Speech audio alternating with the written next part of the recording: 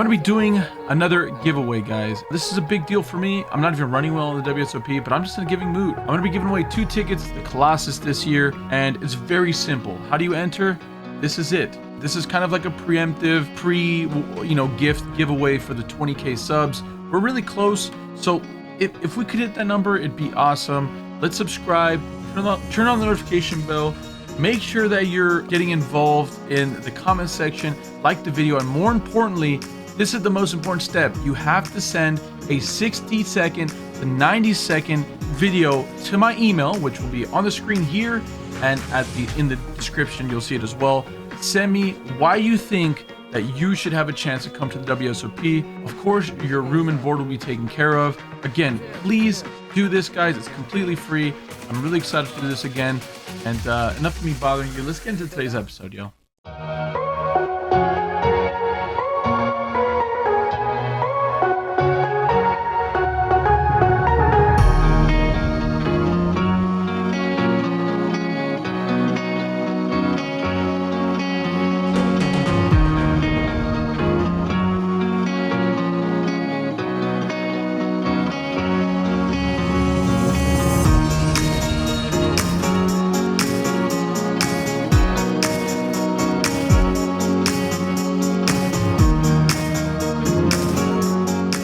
Back to Closer Broke. My name is Kieran, and today we're here with the giveaway winners. Shout out to this lovely bunch. We're registering, it's like 1 or 2 in the morning, I think. We're all very tired. These people all traveled from the East Coast, so they're 3 hours ahead of this, which is even more ridiculous. Today we find ourselves here at the WSOP for our very first event of the summer. Starting things off, we're playing the $500 $5 million guaranteed housewarming. Let me give you guys a little bit of a breakdown. This prize pool is in excess of $8 million, which is kind of remarkable. 30-minute blinds on the first day. We're starting off with 50K in our starting stack. In this very first hand, we have about 44K. And we've got a lot to catch up on, so let's get right into it. Early position makes it $1,200 as we're playing level 4, which is 300, 600, 600 big blind ante. Next to act makes a call. The button makes a call, and we're in the small blind, and we look down at 6-7 suited. This is a great hand to isolate and try to play heads up. Not so great playing 4 ways out of position, so we decide to 3-bet here to $4,100. A little too small, but we're going to have to go with it. Everyone makes a call, and that just goes to show you what kind of tournament we're playing today. And we're going off to a flop that comes King 5 deuce with 2 clubs and a diamond. We flop very little equity, pretty much none at all. We have 2 undercards to the board, but I should be, having the best range here. Pretty much only got to be worried about a pair of kings at this point, and we can get most pairs to fold after some aggression. I decided to c-bet for $6,500, and luckily, everyone folds. Just like that, we are over the starting stack and finally heading in the right direction to get this going. And here we are in hand number 2. This is a very interesting situation when the cutoff decides to raise to 1,800. I find myself in the button. We look down at Queen 10 of hearts. Can definitely go with either way. This is a recreational player, so I'm actually going to play this a little more passively at the moment. Make the call for 1,800. Again, we're playing at the 400, 800, 800 big blind level. The small blind makes a call as well, and we're going off to a flop that comes King, Queen, 3 with 1 heart and 2 spades. Pretty good flop for us. We flop second pair and a back door. The initial raiser decides to c-bet for 2,400. We make the call, and we're going off to a turn card that comes a King of hearts. Nice. Less likely for my opponent to have a king. More likely for me to have a king in my range, and we pick up a flush draw. The opponent has not stopped the betting train. He makes it 4,400. I can go between raising and calling, and after a bit of thinking, I decide, hey, again, let's play this a little more cautiously. It's going to be hard to get any kings to fold, and there's still a chance that my opponent has aces and just doesn't want to give that up either. So we make the call, going off to a river card that comes a 3 of diamonds. We don't get there. We do still have second pair. We block some combinations of king, queen here. We block the combination of pocket queens here. And again, I think the king is very favorable for my range. Although, again, we can't discredit my opponent from having it. On this river card, believe it or not, my opponent decides to bet for a 3rd time for $5,600, leaving himself around $25,000 behind. This is really scary. We can go either way here, but after a bit of thinking, I have an option. I can just jam here and pray that he doesn't have a king and he has to fold. Or, I'm pretty much targeting a hand like pocket aces. He either has aces, ace, king, king, queen, or kind of like a middling pair, I guess. Those are the combination of hands. So we're just praying that he doesn't have one of those combo holdings. So I end up jamming it all in here for a bluff for 30,000 chips total. I do have him covered. After about 5 seconds of tanking, I guess, or thinking I should, phrase it as, my opponent flicks in the call. We say, nice hand, sir, good call, and we immediately show our queen 10, and he shows ace 10 offsuit. Yes, you heard that correctly. Ace 10. I guess I value bluff merge range bet raised that river with just a pair of queens, and I got called by one hand that is somehow worse. Buckle up, guys, because this tournament is a lot of shenanigans like this. This next hand is pretty nuanced and the traditional thing of what is like playing cash games compared to tournaments. Here we are, and we find ourselves sitting on around 100,000 chips total at the 1,500K big blind. We look down at ace king suited here from the under the gun position. We make it 3,500. Late position decides to jam in 25K. So, just like 15, 13 big blinds or whatever. Folds back over to me. We're never folding. We make the call. Our opponent shows queen 9 of diamonds. We show our hand, of course, and we're off to the races. The flop comes 9 high, unfortunately, but there is 2 spades. The turn card ends all the waiting as it comes a 10 of spades, and we end up scooping a nice pot to put us in excess of 135,000. Things are going definitely in our direction, and this has been an outstanding tournament to date. These blinds are moving at the speed of sound. Shout out to the ultralight beams. 30-minute levels, they go by rapidly, and with a lot of the rookie dealers, again, our job is to try to help them. It's the only way the game's going to go faster, but it's still going significantly slower than what I'm accustomed to. Either way, we are in a very interesting situation where I look down at Jack 10 of diamonds. I had just previously 3-bet and took down the last 10 after a C-bet, so in this juncture, I think our table aimage, as we've just been switched to a new table, looks a little looser. We've been super aggressive and we picked up a lot of hands. This hand we decide to raise in middle position of 5K at the 2.5K big blind level. The button decides to 3-bet for 13K, which is a little small, and the action folds over to me. I decide to make the call as we have a ton of equity. The flop comes queen of diamonds, 5-3 of spades. We flop ourselves 2 unders, a bunch of backdoor equity though. The action checks over to the opposition who decides to c-bet for 8K. This is a reasonable bet. I'm sure he can do this with a very protected range. Jacks, aces, queens, kings. But I'm going to go ahead and make the float here. I don't have any, history with this player, but at this sizing that he chose on the flop, it's way too small, and I think I can possibly exploit that on some streets. The turn card comes a beautiful 9 of clubs, adding a ton of equity to our hand. We pick up an open ender, as well as we still have 2 undercards to the board. This makes for a great situation to bluff at, so I decide to lead here for 22,000 chips. My opponent goes into the tank here. My goal is to represent something a little milkier. I can definitely have a hand like queen 9. I could definitely have pocket 9s here. I can definitely have king queen as well as ace queen. After a bit of tanking, my opponent decides to make the fold. Another nice pot going in our direction. Playing things a little awkwardly here, straying away from all, theory-based poker. We're just trying to exploit and find spots where we can make maximum chips. These hands have been like rapid fire. I hope you guys enjoy this. All of our tournament vlogs will be coming out every Tuesday. So yes, somehow, some way, we're going to be trying to put out 4 videos a week. Hold me to it. I'm going to try my very hardest, but here we go. At this point, we look down at king 10 of clubs at the 2.5K big blind level. I make it $5,500 to go, or chips, I should say. The big blind makes a call. We're going off to a flop that comes king 9 3 rainbow. The action checks over to me. I actually decide to check this back, being deceptive. We have a nice hand to do that with. Not really afraid of too many combinations of holdings. So we're going off to a turn card that comes a 10 of spades. At this point, the opposition leads for 5,500. Don't think raising makes sense at this point, so I make the call, and we're going off to a river card that comes a 6 of hearts. All the draws brick out, and at this point, my opposition decides to lead out for 15K. A little bit of a larger sizing here. He's leaving himself in total around 35K, so 20K behind. And I decide to do the unthinkable, I guess. I decide to jam all in here. What I'm trying to target is obviously inferior 2 pairs, as well as sticky kings. My opponent thinks about it for about 5 seconds, looks back at his cards before making the call. We show our hand down, and unfortunately, we are gassed, or flabbergasted, when he shows queen jack offsuit for the nuts. I wish he called a little faster, but either way, we're going to lose a pretty big pot there. Our stack now sits around 130K, looking to find some fire.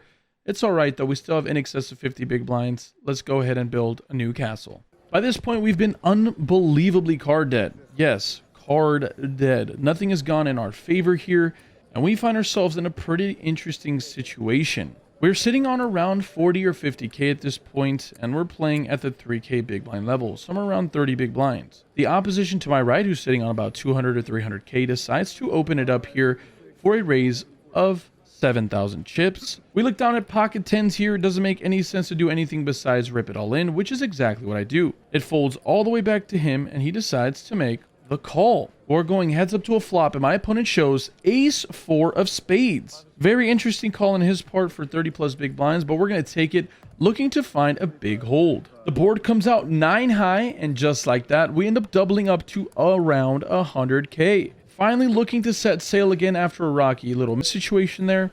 All good though. We're locked and we're loaded and we're ready to get some more chips. Once again, we find ourselves right around that 100k mark. This is a really interesting situation as we're just getting, shorter and shorter. At this point, we're sitting right around 100k and the big blind is still 3k. I find myself under the gun with pocket tens once again, and we race to 9,000 chips. Folds back to the big blind, who's that opponent that we faced in the last hand who had ace 4 spades. And he decides to 3-bet to 30k. This is a massive sizing for sure. With the action onto me, I'm never going to do anything besides jam here, though.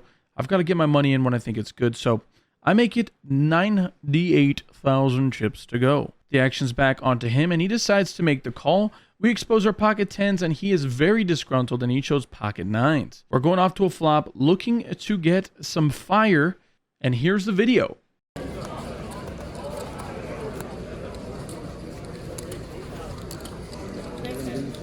And yet again, we find a massive double up, putting us in excess of 190,000. This is exactly what we were looking for. We could not have asked for a better situation. And better yet, we're going into a break with our mind clear and totally focused and catching a ton of chips. Dinner break couldn't have come at a better time. So currently on dinner break now. Sorry about it being so bright out. You guys saw from those hands there, we won a couple of big flips right now that just did us quite the fortune. Gonna meet my parents here at a restaurant in Summerlin for something to munch on. I have like 10 minutes to eat before I have to run back to the Paris Valleys thing. There's so many things that are beneficial, but the parking situation, I mean, fuck, I hate beating a dead horse. I'm like the 15th person to talk about this thing. But anyways, let's hop into this dinner. I'm starving. We have about 180,000 come back to 5k big blind, so over 40 bigs, or I don't even know, somewhere in like 35 big range. Hopefully we can run it up. We'll see you soon. Things are progressively swinging like nothing has happened since level 12. We're near the end of level 13, and we went from 3k big blind to 6k big blind. A massive jump. Kind of ridiculous. We look down at pocket nines here from under the gun. We make it 13,000 to go. Plus 2, the button, the big blind to all make the call, and we're going way too many ways to a flop that comes 5, 4, 3, 2 spades, and a diamond. This is a really good flop for our hand, probably the best thing we can ever hope for.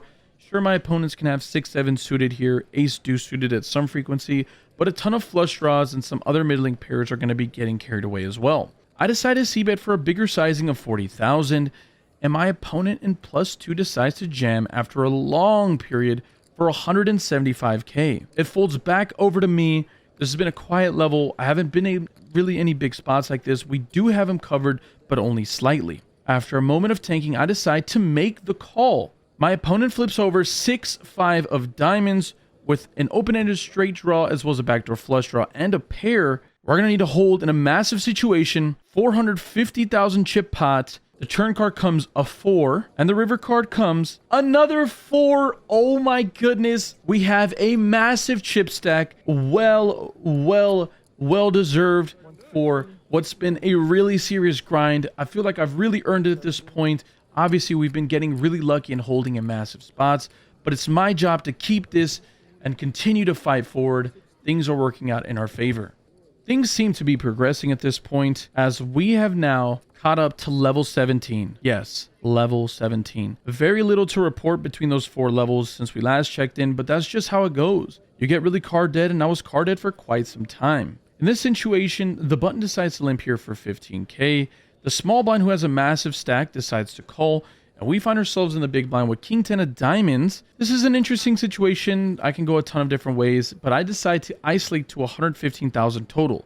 I make it 100k on top, and the reason being is the button has right around 190k or 200k at the moment, which is at this big blind level of 15k, just above 12 big blinds. I'm trying to get the big blind player, or excuse me, the small blind player get out of the way, so I've got to isolate. Unfortunately for us, the button player decides to make the call all in, and the small blind decides to make the fold. Well, we can never fold here. I make the call for 80k more. We're going off to a flop after our opponent unfortunately shows us ace 10 offsuit. Ouch. We're going to need a lot of help, especially when the board comes ace, queen, 6 with 2 spades and a diamond. He flops top pair. We're only holding on to the hope of a gut shot. The turn card brings a massive sweat. The 7 of diamonds. We now have a flush draws. Where's the gut shot? Hopefully it comes for us. At this moment, I'm going to ask you guys very much for the honor and the pleasure of dropping a like in 3 seconds here so we can get some run good, baby. In 3, 2, 1, click the like button, and the river comes. An unbelievable 9 of diamonds. Today has gone in every which way in our favor. We have now runnered the miracle flush to keep us alive. Oh my goodness, that now puts us well over 800,000 chips in our stack. This has been a dream session. We've been sun running all the way to this point, have been playing really good poker, it feels like. And even when we're behind, we found a way to get there. And when we're ahead, we found a way to hold. Let's go. We've